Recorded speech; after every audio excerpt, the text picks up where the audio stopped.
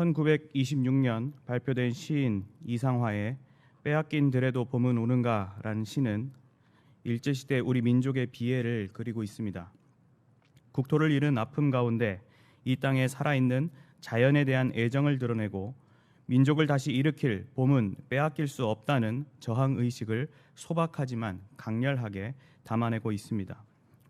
다소 쓸쓸한 분위기 속 봄의 계절 자연을 향해 질문과 푸념을 던지다 마지막 행에서 그러나 지금은 들을 빼앗겨 봄조차 빼앗기겠네 라고 절망적으로 끝맺지만 지금은 이라는 시간적 제한을 두어 여전한 저항의 정신을 드러내기도 합니다. 세상은 이처럼 어려운 순간에 닥쳤을 때 저항의 마음을 갖고 소망적 미래를 품으며 그것을 이루려고 합니다. 하지만 이 시의 제목이 봄은 오는가? 란 질문인 것처럼 갈망과 질문은 던지지만 앞으로의 상황을 전혀 가늠할 수 없는 한계에 부딪혀 불안과 염려로 사는 것이 현실적인 모습입니다. 이는 비단 일제시대만이 아니라 개개인의 삶에도 한치 앞을 내다보지 못한 채 두려움으로 전전긍긍하며 사는 것이 우리 주변 사람들의 보통 모습일 것입니다. 그런데 이런 현실을 뛰어넘어 흡사 빼앗긴 들에도 봄은 온다고 당당히 선언하는 교훈이 있는데 바로 성경입니다. 그 성경을 하나님의 말씀으로 받고 믿는 신자들은 핍박에 관해 세상과 전혀 다른 방식으로 대처하는 의인의 삶을 추구합니다. 특별히 사도 베드로는 이런 교훈을 그의 서신 베드로 전후서에서 명확하게 기록하고 있습니다. 이 시간에는 베드로가 전한 오늘 본문의 교훈을 통해 고난의 삶을 살아가는 신자들이 가져야 할 바람직한 의인된 모습이 무엇인지 함께 상고해 보고자 합니다. 첫째로 신자는 세상의 악한 행태에도 휘둘리지 말고 믿음의 동역 안에서 도리어 세상을 축복하는 의인의 삶을 살아가야 합니다. 다 함께 본문 8절에서 12절까지 읽어보겠습니다. 마지막으로 말하노니 너희가 다 마음을 같이하여 동정하며 형제를 사랑하며 불쌍히 여기며 겸손하며 악을 악으로 욕을 욕으로 갚지 말고 도리어 복을 빌라. 이를 위하여 너희가 부르심을 받았으니 이는 복을 이어받게 하려 하심이라. 그러므로 생명을 사랑하고 좋은 날 보기를 원하는 자는 혀를 금하여 악한 말을 그치며 그 입술로 거짓을 말하지 말고 악에서 떠나 선을 행하고 화평을 구하며 그것을 따르라. 주의 눈은 의인을 향하시고 그의 귀는 의인의 간구에 기울이시되 주의 얼굴은 악행하는 자들을 대하시느니라 하였느니라. 아멘.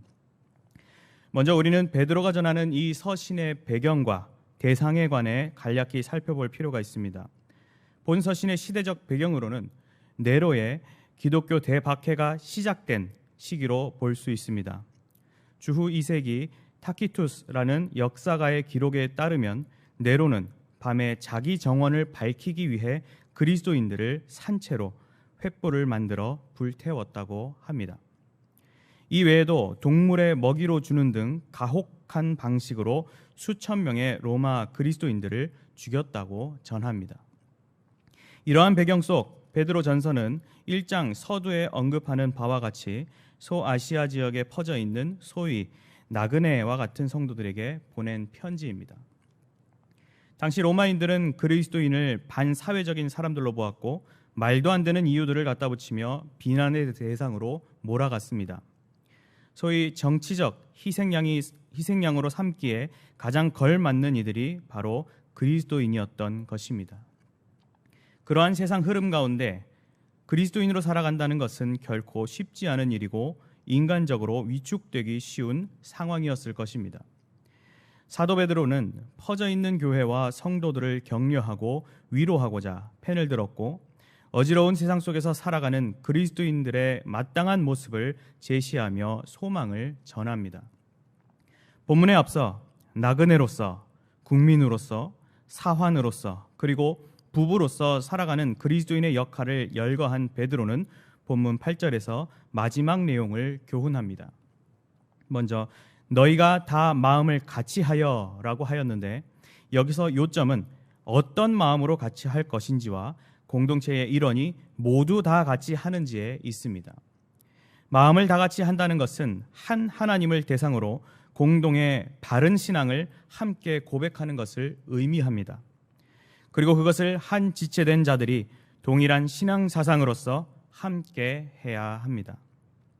이것은 비단 베드로뿐만 아니라 사도 바울도 고린도전서에서 모두가 같은 말을 하고 너희 가운데 분쟁이 없이 같은 마음과 같은 뜻으로 온전히 합하라고 교회 내 분쟁이 신앙의 다툼에서 기인함을 강조한 바 있습니다.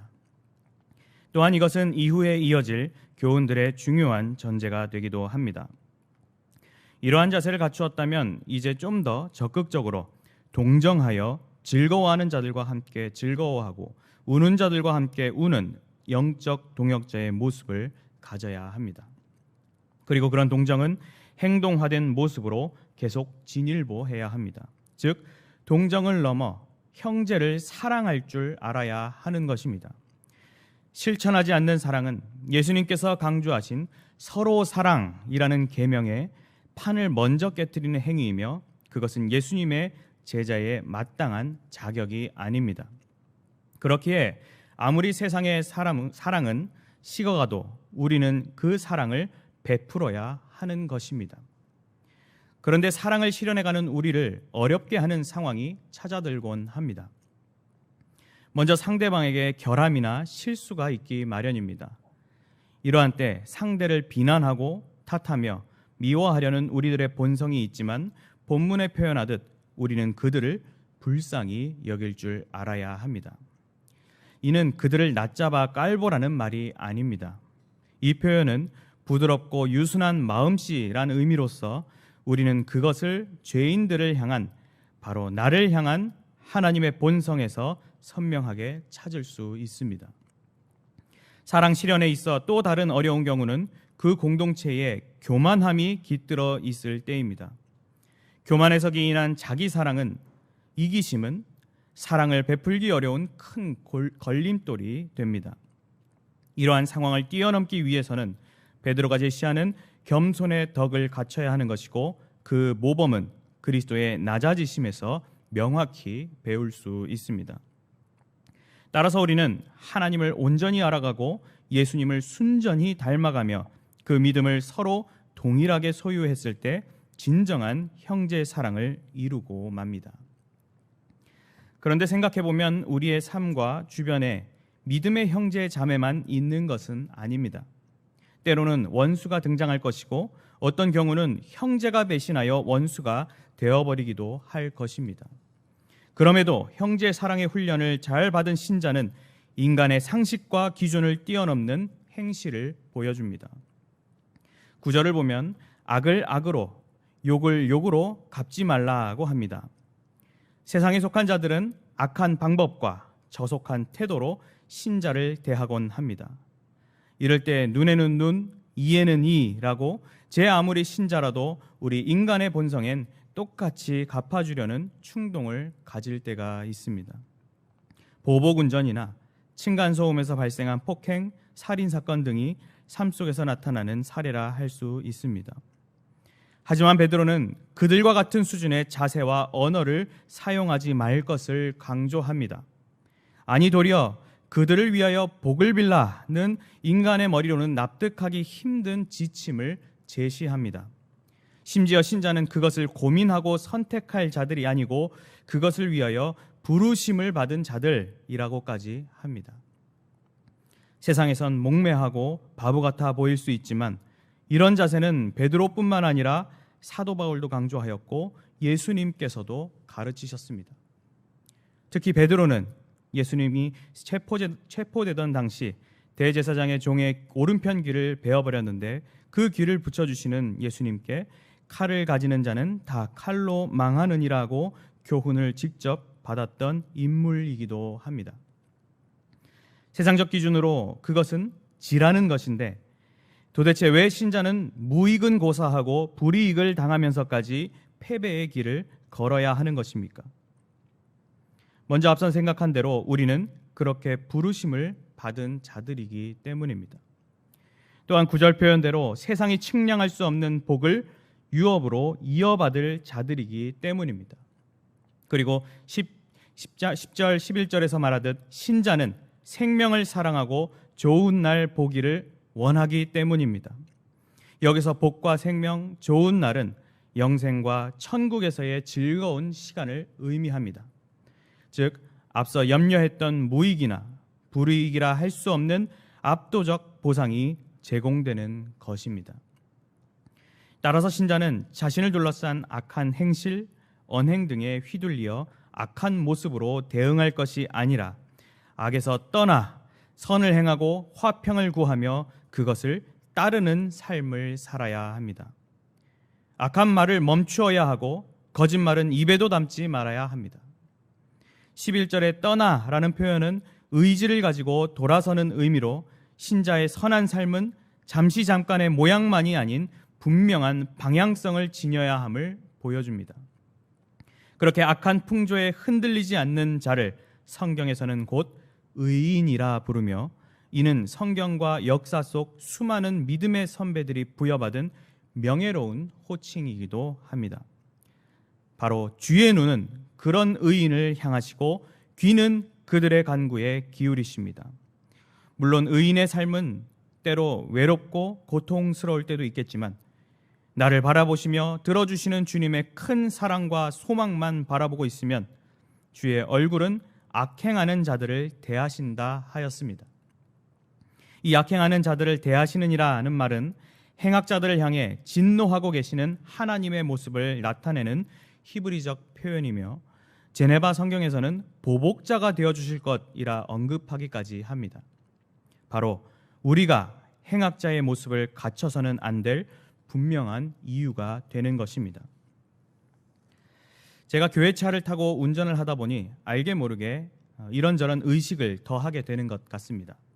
특히 요새 이상한 운전자들이 참 많다고 느껴지는데 신호가 바뀌어도 출발하지 않고 말도 안 되는 끼어들기나 급정거로 깜짝 놀라는 상황이 종종 발생합니다.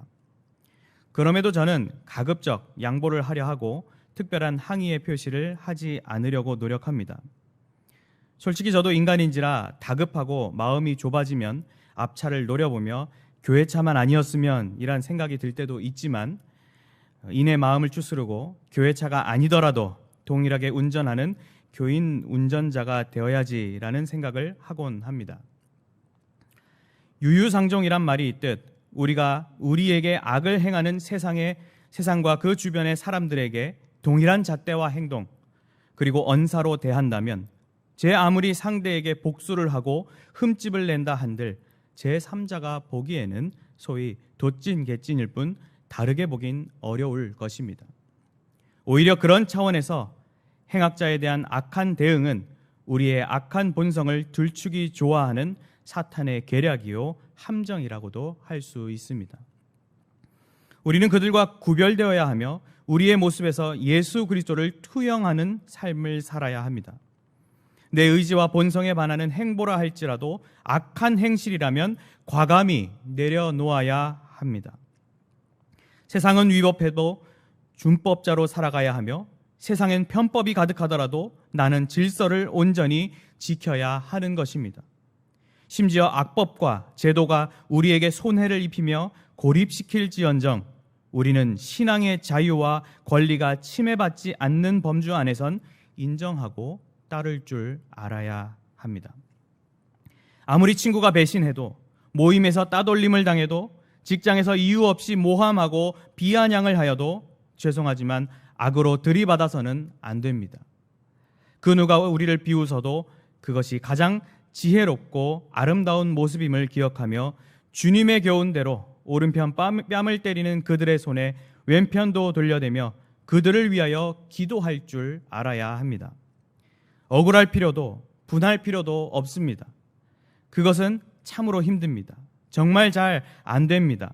하지만 하나님께서는 우리에겐 그것을 함께 감내할 주님의 몸된 지체로서 믿음의 형제 자매를 붙여주셨습니다. 고독한 의인의 길을 함께 걸어갈 믿음의 동지들과 함께 바른 믿음으로 오직 주만 바라보며 서로 사랑하는 가운데 나아가시기 바랍니다. 이렇게 우리가 진리 안에 하나 되어 세상을 위해 기도하며 축복하는 것은 어쩌면 그것이 행악자들에게 있어 얼마 남지 않는 기회이기도 할 것입니다. 만일 그 기회를 날린다면 그들 스스로 불의를 드러내는 것이며 결국은 주님의 준엄한 진노를 받고 말 것입니다. 반면 우리는 영원한 천국의 삶을 영위하는 최고로 복된 인생이 이어질 것입니다.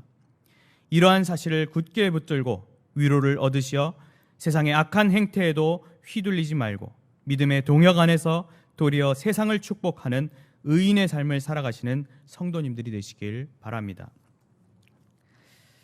둘째로, 신자는 세상의 거센 핍박에도 근심하지 말고 영광의 구속사 위에서 당당히 세상에 승리하는 의인의 삶을 살아가야 합니다. 다 함께 본문 13절에서 18절까지 읽어보겠습니다. 또 너희가 열심으로 선을 행하면 누가 너희를 해하리요? 그러나 그들이 두려워하는 것을 두려워하지 말며 근심하지 말고 너희 마음에 그리스도를 주를 삼아 거룩하게 하고 너희 속에 있는 소망에 관한 이유를 묻는 자에게는 대답할 것을 항상 준비하되 온유와 두려움으로 하고 선한 양심을 가지라. 이는 그리스도 안에 있는 너희의 선행을 욕하는 자들로 그 비방하는 일에 부끄러움을 당하게 하려 함이라. 선을 행함으로 고난받는 것이 하나님의 뜻일진데 악을 행함으로 고난받는 것보다 나으니라. 그리스도께서도 단번에 죄를 위하여 죽으사 의인으로서 불의한 자를 대신하셨으니 이는 우리를 하나님 앞으로 인도하려 하심이라. 육체로는 죽임을 당하시고 영으로는 살리심을 받으셨으니. 아멘. 세상의 악함은 결국 그와 정반대인 하나님의 백성인 신자와 교회를 향한 거센 핍박으로 이어지기 마련입니다. 더욱이 당시 퍼져 있는 신자들에게는 더욱 그러했고 사도 베드로는 그 신자들에게 계속해서 위로하며 용기를 북돋워 줍니다. 너희가 열심으로 선을 행하면 누가 너희를 행하리요? 라고 하였는데 이를 선으로 행하는 자에게 핍박자가 없을 것이라거나 선이 부족하기 때문에 핍박자가 있다는 식으로 이해해서는 안 됩니다. 먼저 여기서 선은 일반적인 도덕적 선이 아니라 희생과 봉사, 화목과 축복, 그리고 용서가 담긴 아가페적 사랑을 의미합니다. 또한 헤아리오라는 개념은 육신적 피해가 아니라 근본적인 해, 즉 영혼의 멸망을 의미하는 것으로 인생의 총체적 패배를 의미합니다. 즉 우리가 적극적인 자세로 신자의 선을 행한다면 결코 정죄함이 없는 하나님의 보호하심과 상급이 임하는 것입니다. 그럼에도 신자의 영적 완주는 신앙의 필수 과정 마냥 고난이 찾아오게 되는데 사도 베드로는 의를 위하여 고난을 받으면 복 있는 자라고 합니다. 여기서 의를 위함의 의는 곧 예수 그리스도를 의미하며 십자가의 고난, 곧 구원의 복음을 의미합니다. 그리스도를 위하여, 복음을 위하여 고난을 받으면 복되다는 것인데 이는 특별히 예수님께서도 팔복에서 언급하셨고 주님은 그 복을 천국을 소유하는 것으로 교훈하셨습니다. 즉 신자는 그리스도를 위하여 고난을 받았을 때 진정 천국의 복을 소유할 수 있는 자들이기에 세상의 풍조에 흔들릴 이유가 없습니다. 세상이 주는 협박, 공갈, 형벌 등 박해가 임해도 두려워하지 않습니다. 신자에게 있어 두려움의 대상은 오직 하나님 한 분뿐이기 때문입니다. 수신자들을 담대함으로 무장시킨 베드로는 이제 마음에 그리스도를 주를 삼아 거룩하게 하라고 합니다. 여기서 거룩하게 하라는 말은 그리스도를 거룩하다 하라 또는 거룩한 분으로 경외하라로 이해할 수 있습니다. 그리고 너희 속에 있는 소망에 관한 이유를 묻는 자에게는 대답할 것을 항상 준비하되 온유와 두려움으로 하라고 합니다. 고난에 임하는 신자의 소망적 대응은 세상의 눈에는 신기할 수도 있고 이상할 수도 있으며 때론 부정적인 모습으로 비춰지기도 할 것입니다. 그리고 그런 시선은 단순한 궁금증이든 절차적 신문이든 트집을 잡는 힐문이든 질문을 낳을 수 있는데 그 어떤 질문이 오더라도 대답할 수 있는 사람이 되라는 것입니다. 무엇보다 그 대답은 내 머릿속에서 즉흥적으로 만들어내는 것이 아니라 하나님이 주시는 지혜 안에서 얻을 수 있음을 기억해야 합니다. 결국 이렇게 준비된 대답을 하는 신자 자신에게나 질문을 던지는 세상의 사람에게나 영적 유익이 될 수 있을 것입니다. 따라서 신자는 항상 대답을 대비하고 분노와 교만이 아닌 온유와 두려움으로 대답할 줄 알아야 합니다. 이러한 유별난 신자의 행실을 베드로는 결론적으로 선한 양심이라고 표현합니다. 이는 곧 양심에도 인간의 죄된 본성 때문에 훼손되고 무뎌진 양심이 있을 수 있음을 담아냅니다. 이때 신자는 선한 양심이라는 고귀하고 순도 높은 참 양심을 이 세상에 맘껏 발휘해야 합니다. 선한 양심을 가져야 할 이유는 곧 비방하던 자들이 오히려 부끄러움을 당하게 하는 놀라운 위력이 있기 때문입니다. 또한 그로 인해 고난을 받는 것이 하나님의 뜻이기 때문입니다. 악인이 받는 고난은 처절한 치욕과 절망일 것입니다. 반면 신자는 어떠한 고통의 순간에도 양심의 진정한 능력으로 하나님의 뜻을 이뤄 어떤 악도 이겨내는 승리의 순간을 쟁취하고 말 것입니다. 신자에게는 이런 위대한 승리의 유일한 본보기가 되시는 분이 계신데 바로 마지막 18절에 소개된 대로 예수 그리스도이십니다. 죄 없이 완전하신 그리스도께서는 우리의 불의를 담당하시려 단번에 죽으셨고 결국 우리를 하나님 앞으로 인도하십니다. 육신으로 죽임당하셨지만 영으로는 살아계신 성령으로서 임재해 계시기 때문입니다. 주의 백성을 향한 핍박은 역사의 흐름 그 자체였습니다. 세계사는 구속사요, 교회운동의 역사이지만 동시에 핍박사라 해도 과언이 아닐 것입니다. 대표적으로 영국의 메리 여왕이 신교도 277명을 불태워 죽인 것, 프랑스에서 위그노 신교도 9만 명을 학살한 것, 화란에서는 18,600명의 그리스도인들이 5년 동안 사형을 받은 일 등이 있습니다. 이런 국가적 대핍박뿐만 아니라 저와 여러분의 삶 속에서도 세상의 핍박은 끊이지 않고 발생합니다. 우리가 사는 대한민국은 어떻습니까? 지난 17일 대통령은 코로나19 사태 확산 가운데 일부 교회가 국가 방역에 도전한다라는 표현을 한 바 있습니다. 어느 여당 의원은 방역 협조를 요청하면서도 기도로 코로나를 막을 수 없다는 말을 하였습니다. 물론 방역 당국으로서 위정자로서 협조 문제에 대한 유감 표명이나 요청은 할 수 있을 것입니다. 하지만 위정자들이 교회를 궁지에 몰아넣고 무시하며 비난과 비아냥의 대상으로 여기는 표현들을 하는 것은 큰 위험거리가 됩니다. 영향력 있는 이들의 그런 표현들은 교회를 향한 국민들의 그릇된 시선을 조장하며 교회를 고립시키는 결과를 초래하기 때문입니다. 위정자로서 겸허한 반성과 개선에 매진하기보다 누구보다 앞장서 방역에 동참한 교회 전체의 책임을 전가하려는 시도들은 교회의 일원으로서 부당하고 답답하게 느껴지기 마련입니다. 본 서신 당시 로마에서는 이미 신자들에 대해 인식이 좋지 않았는데 거기에 신자들을 로마 방화의 주범으로 누명까지 씌워 처형하던 네로의 악한 모습이 떠오르기까지 합니다. 작금의 현실 속 많은 한국교회 성도들이 분개하고 있으며 심하게는 위정자들을 향해 상스러운 욕설을 퍼붓고 저주하는 모습도 심심찮게 볼 수 있습니다.